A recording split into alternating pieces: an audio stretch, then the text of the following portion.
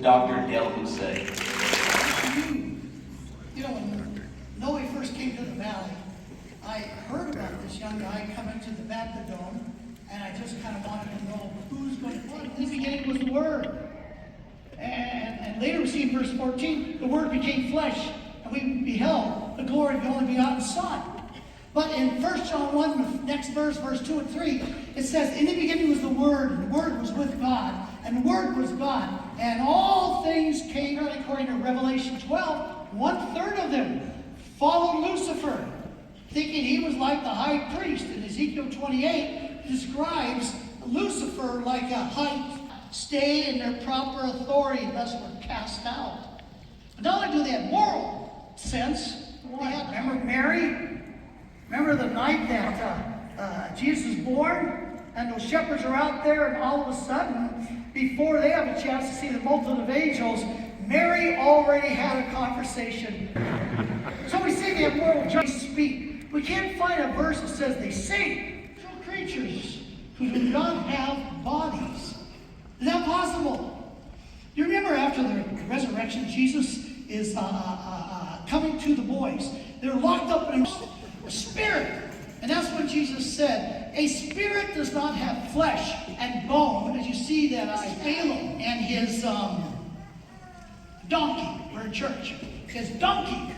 And remember, they confront an angel in Numbers 22. And I get a kick. Who's the first one to see the angel?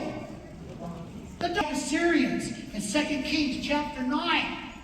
And the servant is going wacko. Eyes of the servant to open to see the invisible.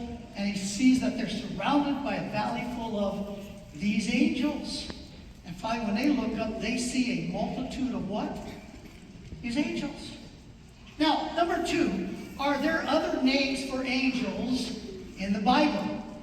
Well, this is interesting. In Daniel chapter 4, they're called the Watchers. The Watchers.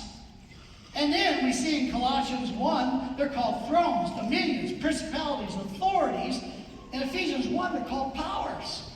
So these are different names. Now, we do know that they probably do have names. All these angelic race of seraphim, they're singing. What are they singing? There's only three words to the song. Holy, holy, holy. Then you got another race of these beings called Zoe, or the living creatures. Now, we find them at the beginning of Ezekiel and the beginning of the book of Revelation as the army of Lucifer, Satan, and defeats him. We're told that when Jesus Christ returns in 1 Thessalonians 4, it's going to be at the trumpet or the call of the archangel, which, as we know it, seems to be Michael. But now, are there other, so possibly other nations have other archangels kind of over protecting them? Matter of fact, in Daniel chapter 10, you've got, it says, the prince of Persia, the prince of Greece.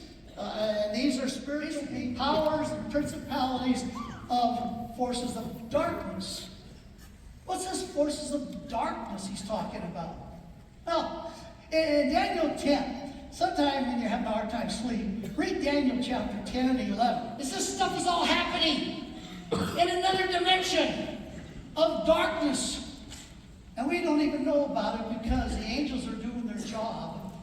And remember in Psalm 90, they're commanded to protect us. To protect us from all the stuff that's happening around us that we're not even understanding. He says, see that you do not despise one of these little ones. For I say to you that their angels in heaven continually behold the face of my Father who's in heaven. Each one of us, we have our own particular safety net, an angel. See, but children die. Yeah, the Psalm 139. They're going to die one moment before God. We'll be having a group of angels judging over them, and they'll be basically tied to us as these ministry groups. And we're going to be literally ruling over angelic beings. Power seems to be focused on conflict.